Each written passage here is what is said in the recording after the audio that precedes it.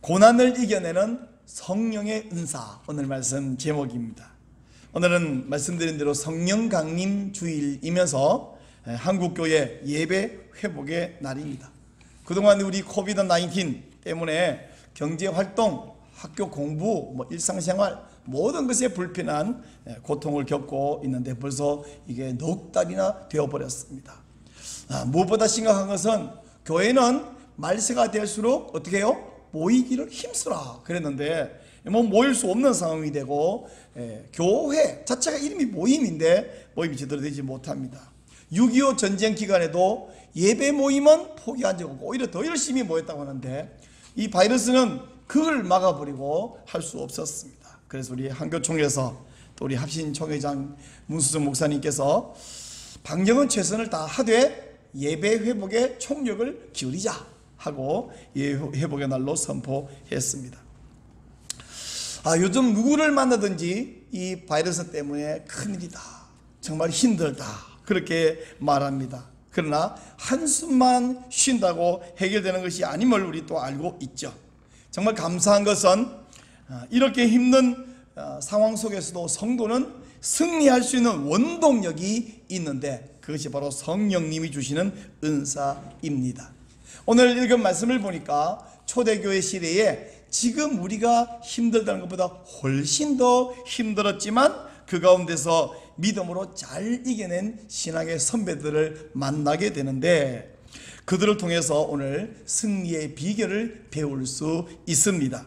오늘은 고난을 이겨내는 성령의 은사에 대해서 설교하도록 할 텐데 그들의 이야기가 다른 사람들의 이야기가 아니라 내 이야기, 바로 여러분의 이야기가 되시기를 축원합니다. 자, 베드로, 예수님의 제자 베드로가 목회했던 대상이 누구냐 하면, 자, 여러분 베드로전서 1장 1절을 보면요 이렇게 말합니다. 예수 그리스도의 사도 베드로는 본도, 갈라디아, 갑바도기아, 아시아와 비두니아에 흩어진 나그네들에게 편지하노니. 자, 그러면 여기에 본도, 갈라디아, 갑바도기아, 아시아, 비두니아 어디냐 그러면 다 옛날 지명이잖아요. 오늘날로 말하면 터키 나라, 터키 지역입니다. 그 당시에 이 지역에 살던 성도들은 여러 가지 고난을 당하고 있었어요. 그래서 베드로전서 1장부터 5장 사이에 보면요 고난이라는 글자, 그 단어가 무려 17번 나와요. 5장 안에 17번 나오는 것은 엄청나게 많이 나오는 거예요. 자, 한번, 지금 읽은 말씀 가운데 15구절 안에 한 구절에 두 번씩 있는 데가 두 군데 있었으니까 17번 고난을 당한다, 예수님이 고난을 당한다, 너희도 고난을 당한다 했는데, 그러면 고난이라는 글자가 17번에 나오는 이 베드로전서 1장부터 5장의 전체를 한마디로 요약하면 이렇게 말할 수 있어요. 예수님이 고난을 당하셨듯이 우리도 선을 행하면서 고난을 기쁘게 감당하면 유익하고 복되다, 이런 이야기예요. 아니, 고난을 당한 게 왜 유익합니까? 왜 복됩니까? 하면 지금이 말세이기 때문이다 라고 말합니다. 여기서 말세라는 말은 이제 지금이 말세니까 올해 안에 예수님이 오신다, 이런 말이 아닙니다. 말세라는 말은 예수님의 초림부터 예수님의 재림 사이의 기간, 즉 신약시대가 바로 말세거든요. 이 기간 동안에 마귀는 발악을 합니다. 그러나 우리가 확신하는 바는 예수님은 반드시 재림하실 것이고 오셔서 우리에게 최후 승리를 주실 줄로 믿습니다. 바로 지금이 말세이기 때문에 마귀가 발악을 하고 있잖아요. 그러나 우리가 여기서 고난을 당할지라도 주 예수님 오시면 최후 승리와 함께 상급을 주실 것이기 때문에 그것은 유익하고 복되다고 말씀하는 것을 믿으시기 바랍니다. 자, 그러면 베드로가 목회하던 그 시대 터키 지역의 성도들도 이렇게 고난을 많이 당했고 지금 성도들도 어려움과 힘들고 고난을 당하는데 어떻게 기뻐할 수 있냐 하면 결론부터 말씀드리면 내 힘으로는 안 되고 성령님의 은사, 성령님의 도우시는 힘으로 되는 줄로 믿습니다. 오늘 이 본문, 오늘 베드로전서를 통해서 또 이 설교를 통해서 이제 성도는 어떻게 성령의 은사를 사용해서 고난의 시대에 승리할 수 있을지 깨닫게 되시기를 축원합니다. 자, 우선 우리가 읽은 7절 말씀, 4장 7절 말씀부터 이렇게 보면요, 베드로는 만물의 마지막이 가까웠다. 다시 말하면, 흔히 우리가 하는 말로 말하면 말세가 되었다. 그러므로 어떻게 하라고요? 정신을 차리고 근신하여 기도하라 라고 이야기했습니다. 자, 여러분, 근신하여 기도하라는 말은 원문대로 보면 기도하기 위해서 근신하라 이렇게 되어 있거든요. 근신하여 기도하라, 기도하기 위해서 근신할 때 이 근신하가, 여러분 근신이 뭐예요? 한자말로 막 풀이하고 구구사전 풀이할 수 있겠습니다만은 헬라어 원문에서 근신하라 하는 이 동사가 네포라는 말인데, 이 말은 원래 술에 취하지 말라 이런 이야기예요. 근데 베드로가 살던 시대 1세기 2세기 그때 사람이 취할 수 있는 것이라고는 술밖에 없었어요. 게다가 술도 오늘날처럼 다양한 종류, 뭐다가 요즘 뭐 우리나라에 무서운 폭탄주 이런 게 있는 게 아니라, 그때 술은 기껏해야 과일주였어요.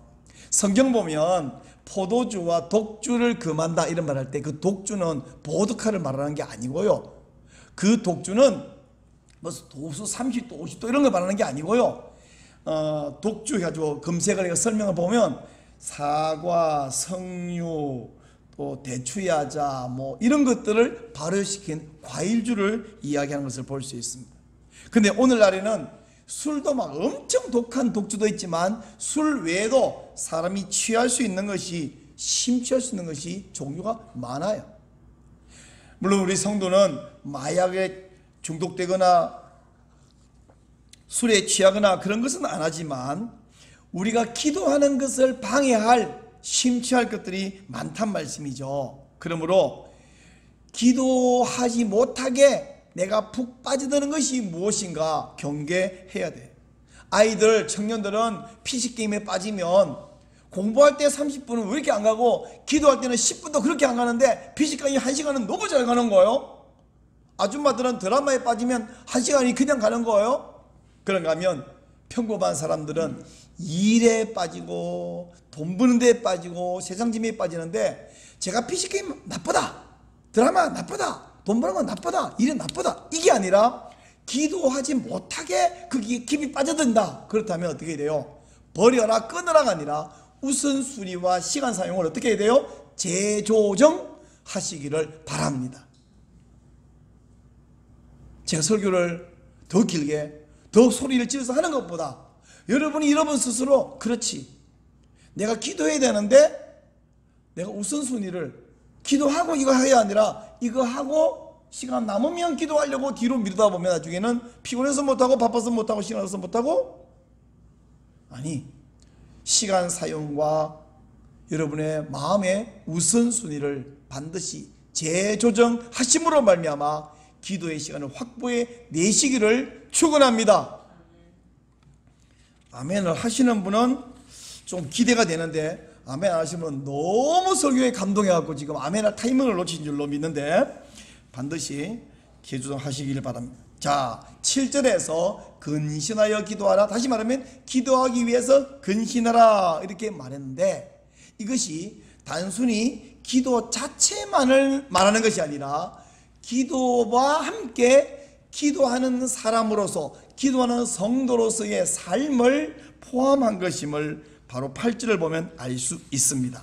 8절 보니까요, 무엇보다도 먼저 뜨겁게 서로 사랑할지니 라고 해서 9절에 가니까 서로 대접하라 그러고 10절 가니까 서로 봉사하라. 그래서 서로 해야 되는 것이 세 가지, 뜨겁게 사랑하는 거, 서로 대접하는 거, 서로 봉사하는 거, 이것을 이야기하고 있습니다. 자, 뜨겁게 사랑하라. 뜨겁게 어떻게 사랑하는 거예요? 난로 피워놓고 사랑해요? 에어컨 끄고? 그런 말 아니죠. 뜨겁게 사랑하라는 말이, 이 뜨겁게라는 말이 헬라어로 보니까 에크테네스 이런데 이게 무슨 말이냐면 결연하게 그렇게 사랑하라는 이야기예요. 왜 사랑을 결연하게, 사랑은 좋고 따뜻한 건데 왜 이렇게 막 뜨겁게, 결국 결연하게 사랑해야 되냐면 이 사랑이 허다한 죄를 덮기 때문입니다. 허다한 죄를 덮는다는 말은 상대방이 나에게 어떤 위해와 손해를 끼쳤을 때 저게 왜 저러나 가 아니라 저분 고의는 아닌데 실수를 하는구나 라고 봐주고 인정해주고 받아주는 거, 그게 바로 허물을 덮어주는 것이고 그것이 사랑입니다. 한번 따라해 주실래요? 사랑이란 상대방이 끼치는 손해를 실수로 봐주는 것입니다. 우리가 여러분, 내가 어떤 실수하면 그것은 고의예요, 실수예요? 실수죠. 상대방이 나한테 실수하면 그건 고의예요, 실수예요? 네, 실수인데 고의라고 자꾸 생각이 드는 게 우리 본심이에요. 누가요? 제가요. 여러분은요? 몰라. 나는. 여러분 알아서 생각해 보세요. 상대방이 나쁜 짓을 해요.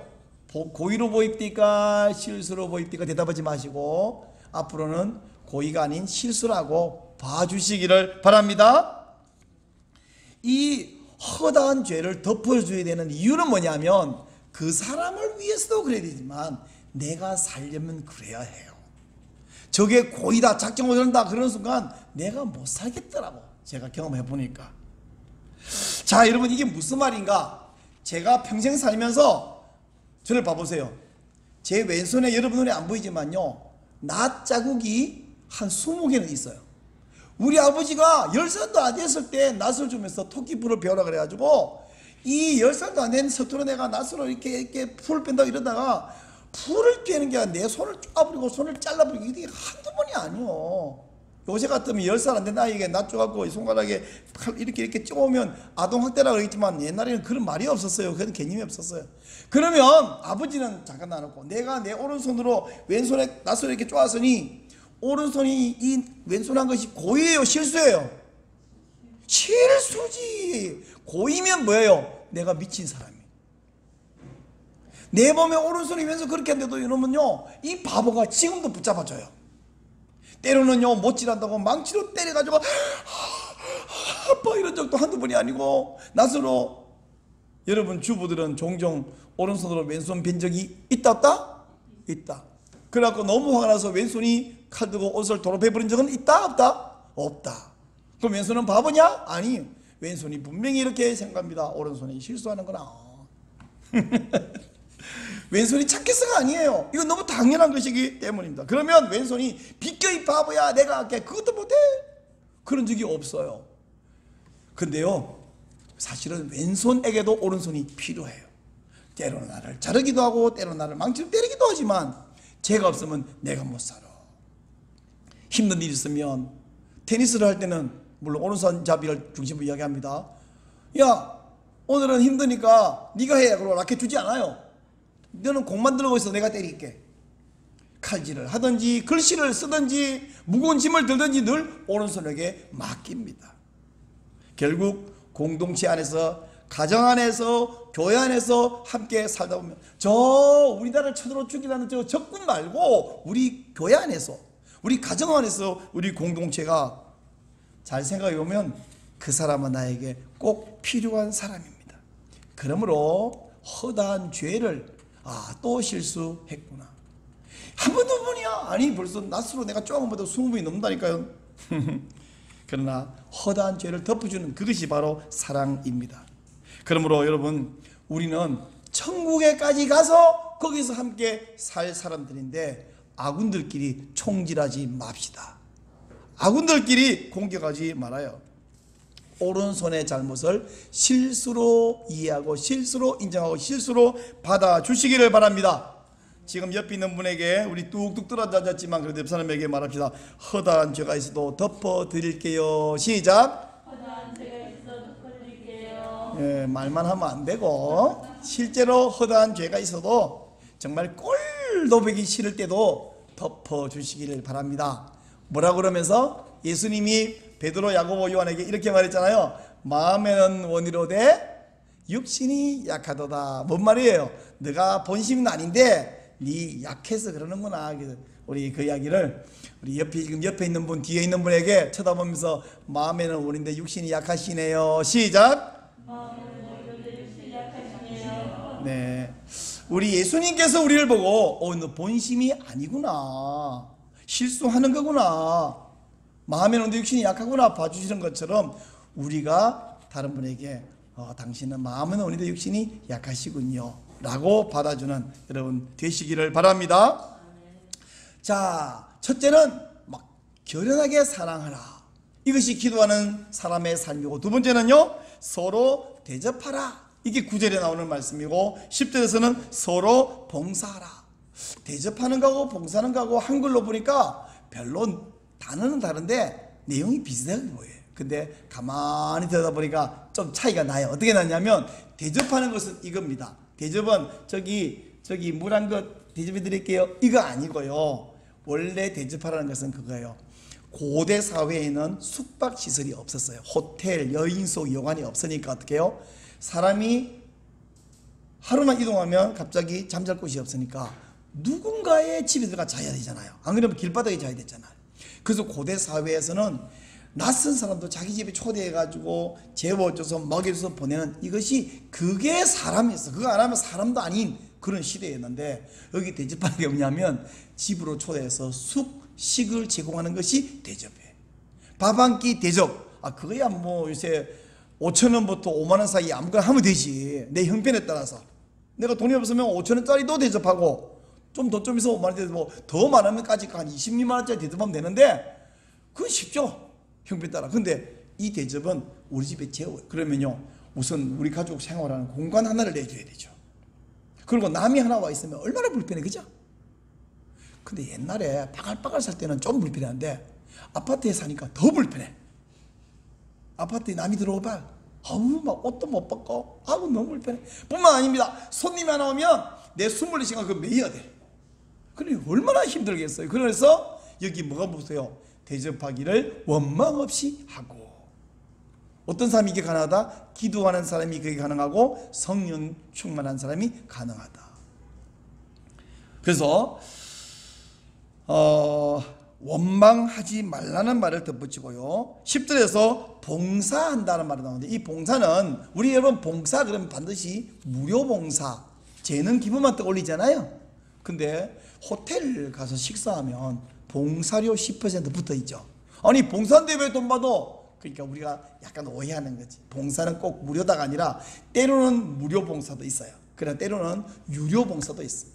제가 여러분에게 지금 설교 준비를 열심히 했어요. 간단하게 한 거 아니에요. 저 막 연구하고 고민하고, 그리고 이거 하루 종일 연구해서 설교 준비 할 수 있기 위해서 준비 공부를 10년 20년 했어요. 근데 저 평생을 성경 연구에 못 바쳐서 해가지고 여러분에게 설교해 드리는 게 뭐냐면 이거 말씀 봉사예요.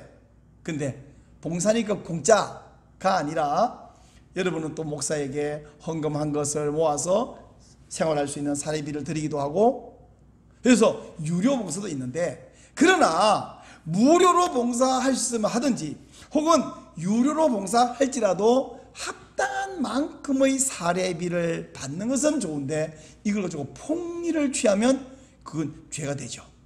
택시를 탈 때 택시비를 내잖아요. 기사가 나에게 봉사 준 것 때문에 택시비를 내는데, 어느 날 택시 잡기 힘들 때 기사가 따블 요구 뭘 요구한다. 그럼 범죄행위죠. 범죄행위예요. 정상적인. 근데 하나님 앞에서 어떤 사람이 신주의 은사를 받았어요.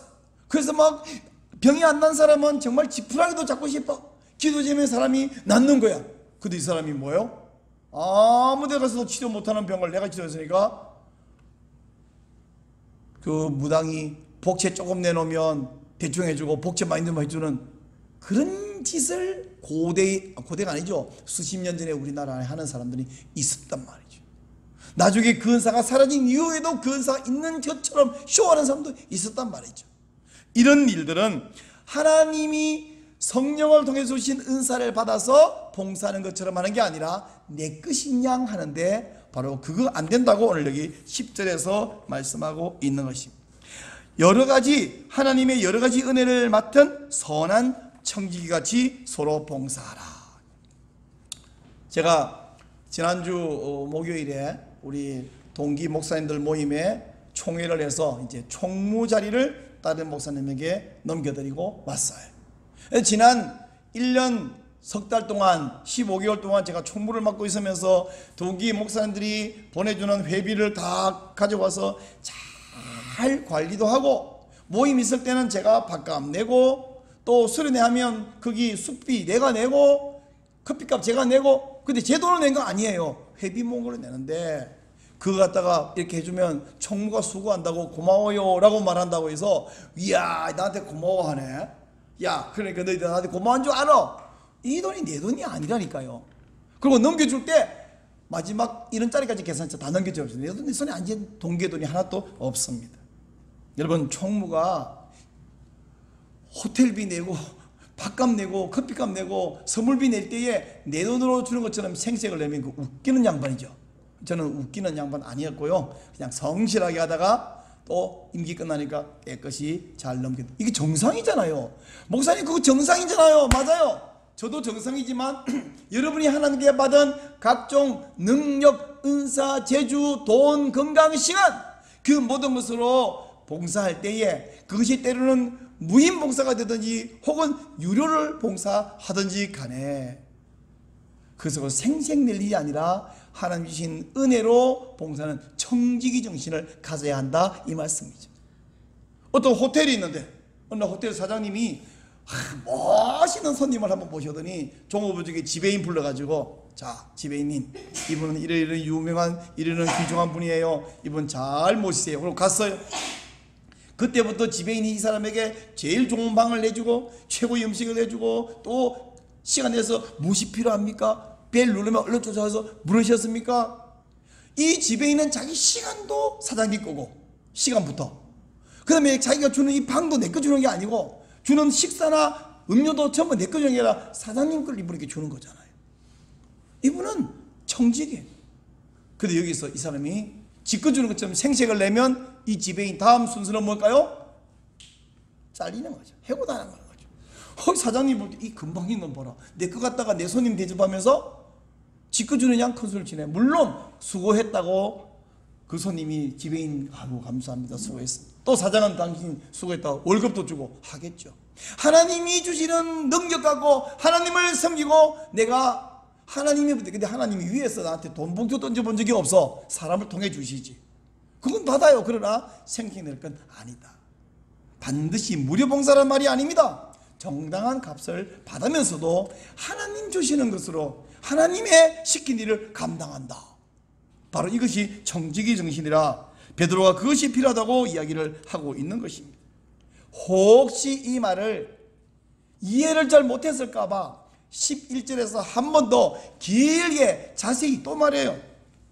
뭐라고 말합니까? 누가 말하려면 하나님이 주신 말씀을 말하는 것처럼 말해라. 근데 여러분 여기 말 보면요, 하나님의 말씀은 로고스고요, 누가 말하려면 하나님 말씀으로 말해라 할 때는 랄레오, 그냥 말하는 건데, 이 로고스 하나님의 말씀이에요. 여러분, 말이라고 하는 것은 매우 독특하고 특별하고 대단한 것임을 명심하시기 바랍니다. 원래 말은 누구 거냐면 하나님 거였어요. 하나님이 빛이 있어라, 궁창이 있어라, 묻이 드러나라, 새가 날아라, 물고기 헤엄쳐라. 하나님 말씀하니까 다 이루어졌어요. 말은 하나님 겁니다. 근데 그 하나님이 사람이 생겨라 이러지 않았어요. 직접 만드시고 나서 그 사람에게 말을 주셨습니다. 그 말은, 말하는 것은 원래 하나님의 고유한 속성, 능력, 특별한 건데, 그 사람에게 주는 것은 하나님의 형상, 하나님의 속성이 우리 안에 들어왔어요. 그 다음부터 우리는 하나님 흉내를 내는 겁니다. 말한다는 것은 하나님 흉내를 내는 거예요. 짐승은 말 안 합니다. 신호를 보낼 뿐이지, 소리를 낼 뿐이지. 말을 할 때는 하나님 말을 해야 되는데 뭐 하면 안 되냐? 첫째, 거짓말하면 안 됩니다. 거짓말하는 것은 누구 흉내 내냐면 마귀, 사탄 흉내 내는 거예요. 그리고 욕을 하면 안 됩니다. 나쁜 말 합니다. 그럼 뭐 흉내냐? 짐승 흉내를 내는 거예요. 잘 들으세요. 말하는 것은 하나님 흉내를 내는 겁니다. 거짓말하는 것은 사탄 흉내를 내는 겁니다. 욕설, 나쁜 말 하는 것은 짐승 흉내를 내는 겁니다. 따라 하실래요? 사탄 흉내 내지 말고, 짐승 흉내 내지 말고 하나님 흉내 내십시다. 말은 그렇게 하는 거예요. 누가 말하려면 하나님의 말을 하는 것처럼 말해라는 말의 뜻이 뭐냐? 거짓말하면 안 되고 나쁜 말 하면 안 되고 하나님의 말. 하나님 말은 뭐냐? 하나님 말은요, 말하면 이루어지는 게 하나님 말이에요. 어떤 사람들은 내가 말밖에 안 했다, 아무 짓도 안 하고 나는 말만 했을 뿐이다. 큰일 날 소리예요. 말이 얼마나 중요하냐. 말은 하나님 말씀, 말하면 이루어지는 게 말이에요. 그러므로 우리가 지금 말을 하고 있다. 하나님을 복사하고 있다. 그러니까 말을 할 때는 하나님의 말을 하는 거예요. 똑같은 원리가 봉사할 때도 그러냐? 하나님께 갖다가 봉사하고 있어요. 하나님이 우리에게 얼마나 많이 봉사해서 햇빛 주시죠. 그리고 비 주시죠. 공기 주시죠. 이것이 돌아가게 하시죠. 하나님이 그것을 하는데 이번에는 혼자 얼마나 하시는 하나님이 얘야 광희야, 네가 내가 하는 거 두 가지를 흉내 좀 내라. 첫째, 말을 좀 해라. 나를 대신해서 내가 말할 수 있지만 너에게 그 기회를 줄게. 말을. 그래서 제가 지금 이렇게 말하고 있는 것입니다. 둘째, 너도 봉사 좀 해라. 내가 늘 서비스를 하지 않니? 햇빛, 공기, 비 주고 먹을 주는데 너도 나를 위해 서비스를 좀 해라, 사람들에게. 그래서 우리가 제가 서비스를 하고 있는 거예요. 누구 걸로? 하나님 걸로. 여러분이 에너지를 가졌습니다. 건강을 해서 여러분 우리 몸에 머리부터 발까지 있는 이 물질을 다 합치면 뭐 몇백 원밖에 안 된다 그러잖아요. 몇천 원? 근데 이것이 살아있을 때와 죽었을 때는 하늘 땅 차이잖아요. 생명 있고 없고는 죽으면 시신이 돼버리는데 그 시신의 값어치는 몇천 원도 안 되는데, 그러나 생명이 있는 이거 뭐예요? 하나님이 주신 지혜, 판단력, 총명, 그리고 능력, 이 모든 것으로 하나님처럼 다른 사람에게 우리 공동체를 위해서 유익하게 봉사를 하는 겁니다. 이거 하라고 성령님이 주신 능력, 그걸 우리는 성령의 은사라고 합니다. 성령의 은사라는 것은 신변 은사도 있어요. 막 방언하고 예언하고 병 고치고 주로 그런 거 있습니다. 그러나 그것도 중요하죠. 좋은 거지만 그 외에 나는 은사 받은 게 없어요, 이러면 안 되고, 그 외에 우리가 일반적으로 여러분이 갖고 있는 모든 은사, 그게 더 많고 더 중요하고 그것이 더 유익하고. 그래서 이제 여러분에게 돈이 있든지 건강이 있든지 재주가 있든지 총명이 있든지 지혜가 있든지 뭐든지 공동체를 위해서, 다른 사람을 위해서 뭔가 잘하는 모든 것은 하나님이 내게 이 은사를 주셨다. 그래서 하나님처럼 말하고 하나님처럼 섬기는 여러분 되시기를 바랍니다. 11절 끝에 가서 또 덧붙입니다. 내가 하나님 신 능력으로 봉사를 잘하고 있나 잘못하고 있나를 확인할 수 있는 방법이 뭐냐면, 내가 이 봉사를 함으로 하나님이 드러나시는가 내가 드러나는가를 보면, 하나님이 드러나시면 제대로 봉사하는 것이고 내가 드러나면 잘못 봉사하는 것인 줄로 믿으시기 바랍니다. 여기 보면 11절 중간에 보니까 이는, 그 말했죠. 이는, 이 이는이라는 말이 헬라 원어에서 희나, 그래서 뭐뭐뭐 하기 위하여, 즉 하나님이 드러나기 위하여, 하나님이 영광을 받으시기 위하여, 그런 의미예요. 이제 마지막으로 이 말씀만 드리고 마칠 텐데, 성령님에게 계신 다양한 은사를 잘 사용해야 되는데 잘못 사용하는 사람이 있어요. 이 잘못 사용한 거 세 가지를 피해야 되는데, 첫째 잘못 사용하는 것은 뭐냐면 남용입니다. 남용이라는 것은 너무 많이 사용하는 것이 남용이죠. 물고기를 잡는데 너무 잡으면 남획해버리면 물고기 실어 말라버리죠. 우리가 건강이 있어요. 근데 이걸로 너무 일에 빠져가지고 기도도 안 하는 그냥 건강 잃어버려. 그건 남용한 것이 됩니다. 하나님 주신 은사를 너무 많이 써도 안 돼. 적절하게 균형 맞춰 써야 됩니다. 일에 빠져가고 일 중독 걸리는 것은 남용이겠죠. 기도에 빠져가지고 일상생활을 제대로 못하는 것은 그것도 남용이겠죠. 남용하면. 두 번째, 오용이 있습니다. 잘못 사용하는 거죠. 몸을 사용해서 돈을 벌어야 되는데, 이 몸을 사용해서 예배도 드려야 되는데 돈 버느라고 예배를 못 드린다. 그럼 오용하는 것이 되는 것입니다. 내게 주신 은사를 사용해서 다른 사람을 섬기고 필요한 만큼의 돈도 벌어야 되는데 폭리를 취한다. 아까 말한 막 신유은사 가지고 돈을 엄청 요구한다거나, 그 오용하는 것이 되겠죠. 잘못 사용하면 돼요. 근데 남용도 문제고 오용도 문제인데 더 문제가 뭐냐면 불용입니다. 안 쓰는 거예요. 예수님 말씀하신 달란트 비유에서 5달란트 받은 사람, 2달란트 받은 사람 어떻게 해요? 나가서 장사해서 또 5달란트 남기고 또 2달란트 남겼는데 1달란트 받은 사람. 근데 여러분 1달란트도 적은 돈이 아니거든요. 그 엄청난 주인의 재산을 땅속에 묻어놨대요. 나중에 주인이 와서 결산할 때에 땅속에 묻었는데 여기 있습니다. 이 사람은 불용, 주인이 주신 은사를 사용하지 않은 거죠. 여러분, 만약 1달란트 받은 사람이 장사해서 1달란트만 남겼어도 이 사람은 칭찬받아요. 이 사람 1달란트 갖고 5달란트, 2달란트 남길 필요가 없습니다. 여러분 가운데 아이고 목사님 다 좋은 이야기인데 저는 가진 게 없어요. 받은 게 없어요. 돈도 없고 시간도 없고 건강도 없고 머리도 없고. 그래요? 그 없는 줄을 아는 것이 있는 거예요. 그게 나는 못 얻고 말하는 그게 이미 똑똑한 거예요. 그렇게 없는 사람은 없습니다. 할 수 있는 것이 다 있습니다. 땅속에 있는 지렁이도 할 수 있는 일이 있고 해야 되는 일이 있습니다. 1달란트 받은 사람처럼 나는 아무것도 없어요. 받은 것도 없고 머리도 나쁘고 건강도 없고 아무것도 못해요. 불용의 죄를 짓는 거예요. 오늘 성령 강림 주일입니다.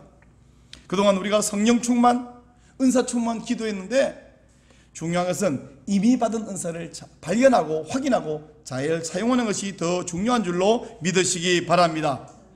성령님이 주신 은사를 우리가 잘 사용하는 청지기로 살아갈 때에 이 땅에서 환경적, 여건적, 상황적 모든 어려움들을 이겨내고 승리하는 천국의 연습이 될 줄로 믿습니다.